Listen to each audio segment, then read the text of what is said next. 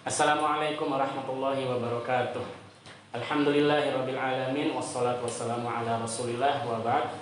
Sahabat santri yang saya muliakan dan dirahmati oleh Allah Subhanahu wa taala, kembali lagi bersama saya Irfandi Amiruddin dalam kajian Asmaul Husna dari kitab yang berjudul Mukhtasar Kitab Walillahil Asmaul Husna Fad'uhu biha, ya, karangan Syekh Abdul Aziz Ibn Nasir Al-Jalil. Pada pertemuan ini kita akan melihat yang disampaikan oleh Syekh Abdul Aziz Ibn Nasir Al-Jalil, bagaimana pentingnya kita mempelajari ilmu yang disebut dengan ilmu Asmaul Husna, atau bahkan ada yang menyebutkan tentang fikih Asmaul Husna.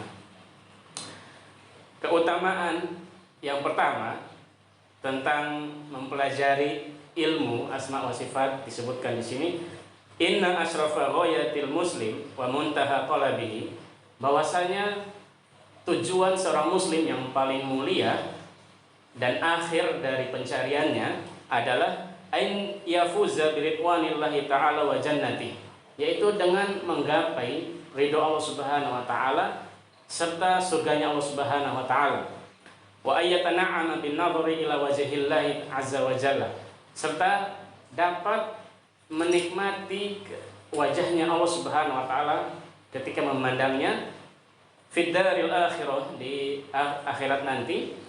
Walakin hadhil ghayah lan tatahaqqaqa illa bi taufiqillah, bahwasanya tujuan ini artinya mendapatkan ridho Allah Subhanahu wa taala serta surganya dan insya Allah melihat wajahnya Allah ini tidak akan bisa dicapai illa bi taufiqillah ya azza wa jalla, kecuali dengan taufiknya Allah Subhanahu wa taala, bimbingan dari Allah Subhanahu wa taala.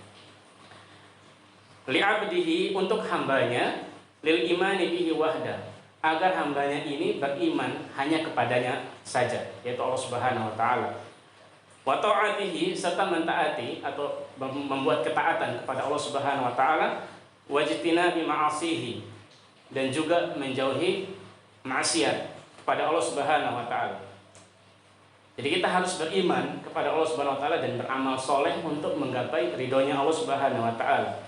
Wa hadzal iman wal amalus shalih, dan iman yang tadi kita bicarakan serta amal soleh itu la yatahaqqaqu lil 'abdi al-qiyamu bihima, yaitu seorang hamba tidak mungkin dapat beriman secara sempurna serta beramal soleh secara baik dan benar kecuali illa bil ilm, kecuali dengan ilmu. Li'annal ilma, karena sesungguhnya ilmu itu qablal qauli wal amal, sebelum berbuat dan juga sebelum mengucapkan. Bahkan Imam Bukhari dalam kitab sahihnya, bab atau kitab paling pertama ditulis adalah al-ilmu qablal qauli wal amal, wajibnya berilmu sebelum melakukan dan berbicara. Qala ta'ala, Allah Subhanahu wa taala berfirman, innama yakhshallaha min ibadihil ulama, sesungguhnya yang takut kepada Allah adalah dari hambanya Allah Subhanahu wa taala adalah para ulama atau para orang yang berilmu. Innallaha azizun ghafur, sesungguhnya Allah itu maha kuasa lagi maha pengampun. Sahabat santri yang dimuliakan oleh Allah Subhanahu wa taala, maka untuk mencapai ketakutan kepada Allah Subhanahu wa taala sehingga kita dapat menjauhi maksiat dan menjalani ketaatan, maka diperlukanlah ilmu untuk itu semua. Walamma kana syarafu kulli ilmin bihasabi ma yata'allaqu bihi hadzal ilm, maka kemuliaan ilmu untuk beriman dan beramal soleh ini terikat dengan ilmu asma wa sifat. Asma wa sifat, nama-nama Allah Subhanahu wa taala dan sifat-sifatnya. Fakana asraful ulumi wa ajalliha, maka ilmu asma wa sifat menjadi ilmu yang paling utama, paling mulia. Li'annahu yata'allaqu billahi azza wa jalla, karena ilmu ini langsung berikatan dengan Allah Subhanahu wa taala. Wa bi qadri ma'rifatil abdi bi asma'illahi azza wa jalla wa sifatihi yakunu hawduhu minal ubudiyyah li rabbih. kemampuan kita dalam mengetahui nama-nama Allah Subhanahu wa taala serta sifat-sifatnya akan menjadikan kita tenggelam dalam beribadah kepada Allah Subhanahu wa taala wa mahabbatihi, dan mencintai Allah Subhanahu wa taala, wa ta'zimihi, serta mengagungkan Allah Subhanahu wa taala. Jadi keutamaan mempelajari ilmu asma wa sifat adalah bisa dikatakan ilmu asma wa sifat ini adalah ilmu yang paling mulia dari sekian banyak ilmu. Tsaniyan, yang kedua, al ilmu bi asma'illahi azza wa jalla wa sifatihi aslul ulum wa asasul iman. Bahwasanya ilmu tentang asma wa sifatnya Allah Subhanahu wa taala adalah sumber dari segala macam ilmu serta pondasi dari segala ilmu yang ada yang pernah kita pelajari. Wa awwalul wajibat, bahkan kewajiban pertama adalah kita mengenal Allah Subhanahu wa taala. Fa idza 'arafa an-nasu rabbahum 'abaduhu, karena jika manusia telah mengenal Tuhannya, maka tentu mereka akan menyembahnya. Jadi kalau ada orang yang tidak menyembah kepada Allah Subhanahu wa taala, itu berarti orang tersebut belum sepenuhnya mengenal Allah Subhanahu wa taala, atau bahkan belum tahu Allah Subhanahu wa taala. Yaqulu qawamus sunnah al-Asfahani, berkata seorang Syekh al-Asfahani, beliau ini adalah penegak sunnah di zamannya rahimahullah taala, semoga Allah merahmatinya. Qala ba'dul ulama, beberapa ulama telah berkata, awwalu fardin faradahu Allah ala khalqihi, kewajiban pertama yang Allah wajibkan kepada makhluknya adalah ma'rifatuhu, yaitu mengenalnya. Fa idza arafahu an-nas abaduhu, maka jika manusia telah mengenal Tuhannya, maka tentu mereka akan menyembahnya. Apa dalilnya? Qala Allah taala, Allah Subhanahu wa taala berfirman, fa'lam annahu la ilaha illallah, ketahuilah bahwasanya sesungguhnya tidak ada Tuhan yang patut disembah kecuali Allah Subhanahu wa taala. Quran surat Muhammad ayat 19.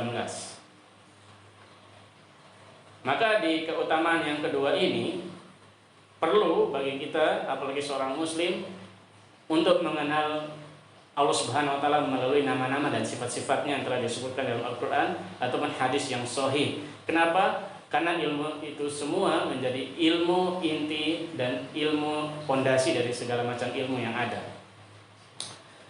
Salisan, keutamaan mengenal atau ilmu asma wa sifat yang ketiga adalah fi ma'rifatillahi azza wa jalla bi asma'ihi wa sifatihi.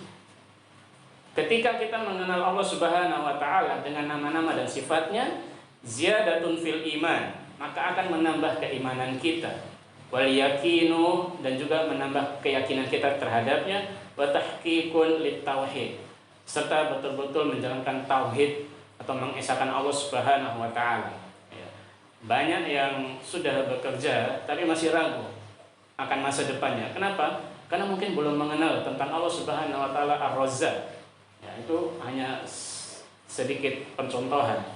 Jadi kalau kita mengenal Allah Subhanahu wa taala dengan sebaik mungkin dengan ilmu ini, iman kita akan bertambah, keyakinan kita terhadap Allah Subhanahu wa taala pun akan bertambah, serta tauhid kita insyaallah akan lebih sempurna. Wa tazawuqin li ta'mil ubudiyah, bahkan ketika kita mengenal Allah lebih jauh dengan nama-nama dan sifatnya, insya Allah kita akan bisa merasakan nikmatnya beribadah kepadanya. Nah, jadi kita bisa bertanya pada diri kita, kalau kita sholat hanya sekedar sholat, ya puasa hanya sekedar puasa, tanpa merasakan nikmatnya beribadah, itu bisa jadi disebabkan karena kita belum mengenal sekenal-kenalnya Allah Subhanahu wa taala. Maka dengan ilmu ini kita berusaha kenal dan dekat dengan Allah Subhanahu wa taala melalui nama-nama dan sifat-sifatnya. Rabi'an, yang keempat dari keutamaan ilmu asma wa sifat ini, al ilmu billahi ta'ala haqiqatun yastadillu bima alima min sifatihi. Ilmu tentang Allah Subhanahu wa taala adalah sebuah kepastian yang mana digunakan untuk mengetahui sifat-sifat Allah Subhanahu wa taala wa af'alihi, dan juga perbuatannya. ala ma yaf'aluhu wa ala ma yashra'uhu minal ahkam. Yang mana Allah Subhanahu wa taala telah berbuat banyak seperti menciptakan, mengatur, memberi rizki, dan juga apa yang telah Allah syariatkan kepada kita dari hukum-hukum Islam. Li'annahu la yaf'alu illa ma huwa muqtada asma'ihi wa sifatihi. Karena kita tidak dapat melakukan sesuatu kecuali sesuatu itu sudah diinginkan atau